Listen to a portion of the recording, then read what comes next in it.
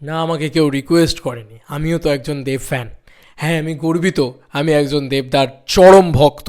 আমি জন্ম থেকে বা বলা যেতে পারে ছোটোবেলা থেকে চোখ ফুটে থেকে জ্ঞানত অবস্থায় যে মানুষটাকে দেখে বড় হয়েছি সেটা দেবদা। এবং আমি বুক ঠুকে আজকে বলছি, ইয়েস, উই প্রাউড যে our biggest superstar Dev, our superstar Dev, এটা আমরা বাঙালি হিসেবে গর্ববোধ করতে পারি। হ্যাঁ, আমি গর্বিত। আমি অন্তত গর্বিত। যে যত ইচ্ছে কালিমালিপ্ত করো।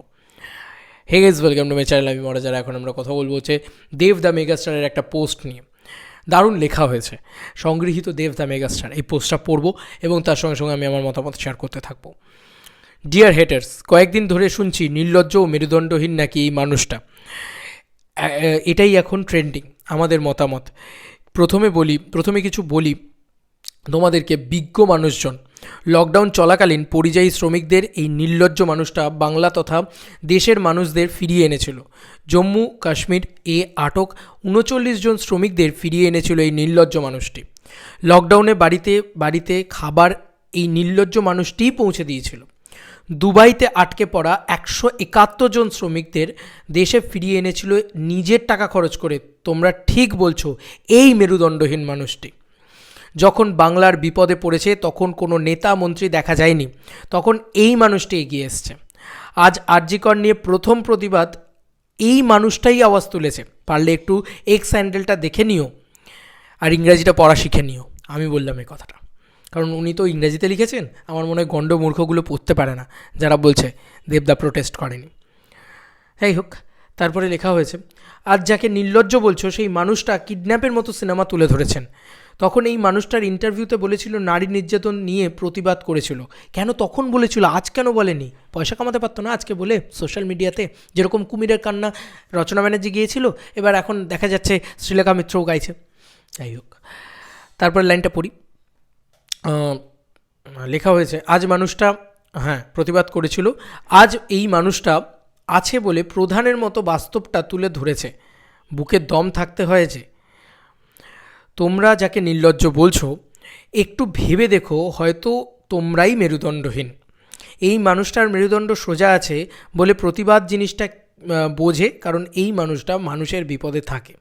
প্রিয় দেবদা, তোমায় এটুকুই বলবো, আজ কাদের জন্য সাহায্যের হাত বাড়িয়ে দিয়েছিলে, এখন তারাই তোমায় নির্লজ্জ বলছে। বলুক, আমরা জানি, বাংলার মানুষ জানে মানুষের পাশে তুমি ছিলে, আছো এবং থাকবে। তুমি ছিলে, আছো, থাকবে, মানে শুধু আমাদেরই জন্য এই কথাটা বলবো। এবং তার সঙ্গে সঙ্গে তুমি আমাদের আদর্শ, অনুপ্রেরণা ছিলে, আছো আর থাকবে। তুমি এইভাবেই থেকে যেও দাদা। আমরা সব সময় আছি এবং আর থাকব। বিপদকালীন বাংলায় তোমার সাহায্যের হাত আমরা ভুলিনি আর ভুলবও না। ইন্ডিয়ান ফ্ল্যাগের দেওয়া হয়েছে। ঠিক আছে, এইটা মানে আমরা অবভিয়াসলি আমরা প্রোটেস্ট করতে চাই, আমরা প্রতিটা মুহূর্তে প্রোটেস্ট করতে চাই, কিন্তু দেবদার এগেনস্টে গিয়ে নয়। আমার কর্মজীবনে মানে আমার এই ইউটিউবের কেরিয়ারে আমি এত বড় এগেনস্টে যাওয়া, দেবদার এগেনস্টে যাওয়া, আমি একজন দেব ফ্যান হয়ে লিখছি এটা দাদা করেছে ইত্যাদি ইত্যাদি, যেভাবে দাদাকে অপমান করা হচ্ছে, কি করেছেন উনি আমাকে একবার বলতে পারো? ইয়েস, আমি মানে I proud of you to every real Dev fans.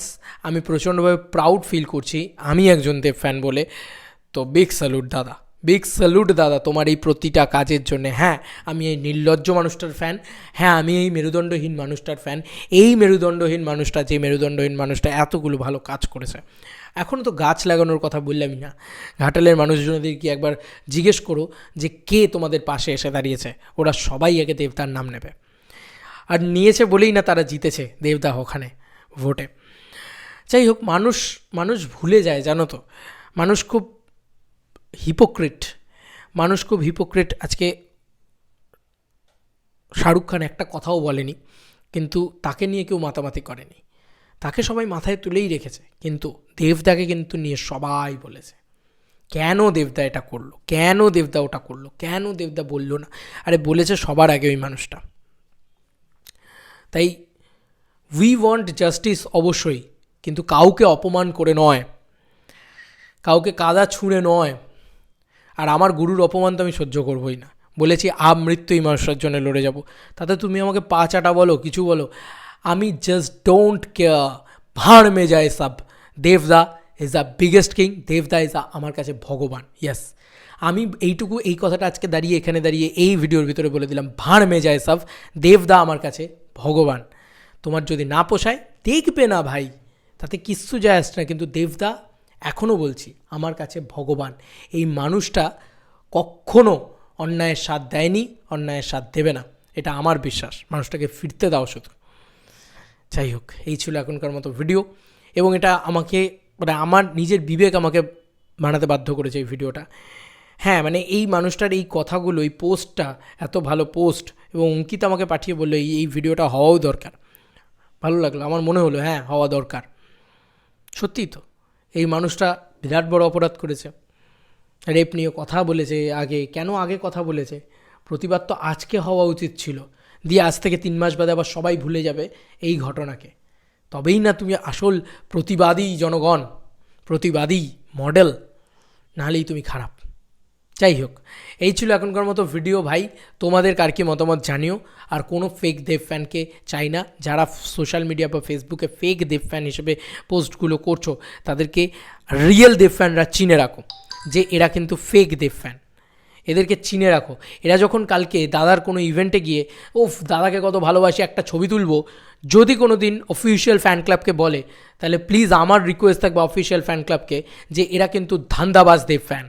Yes, একটুখানি চিনে রেখো, যেন এদেরকে আর কোনোভাবে জায়গা না দেওয়া হয়। কারণ দাদার খারাপ সময় যে দাদার পাশে আছে, সেই হচ্ছে আসল দাদার ভক্ত, এটা আমি মনে করি। এই মানুষটার সাথ ছাড়িনি, এই মানুষটার সাথ কোনো দিন ছাড়বো না। যত পারো বলে নাও দাদাকে নিয়ে। এই দাদার পাশে ছিলাম, আছি, থাকবো আমৃত্যু। Bye bye.